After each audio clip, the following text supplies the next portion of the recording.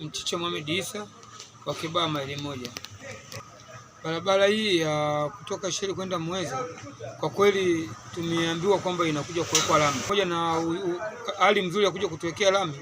Kwa sasa hivi kutokana na barabara ina changamoto, bado watumwagie kwanza kifusi na serikali inajipanga kwa vilivyo ili kuja kutuwekea hiyo lami. Hiyo tatizo la shida kubwa ni mvua zinanyesha sana, lakini pamoja na hiyo mvua tungeomba serikali waweke mipango mizuri ya pembeni ya barabara, kwamba barabara yote iwe na mwisho watuwekee alama za barabara kwamba mwisho ni hapa, yaani ukomo wa barabara watuwekee. Kutokana nini? Hii yote ni kutokana na barabara zimesogea sana, yaani nyumba zimesogea sana barabarani, kwa maana kwamba maji yanatiririkia barabarani, kila kitu kinatiririkia barabarani, kwa barabara haiwezi kuwa salama kwa namna hiyo.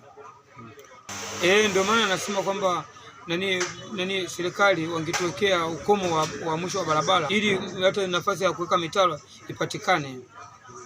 Kibaha maili moja wamechelewa, lakini huko mbele Muheza au Mpiji au Sofa au wapi wajitahidi kuweka miundombinu ya namna hiyo, kwamba barabara mwisho hapa, mtu asijenge mwisho hapa.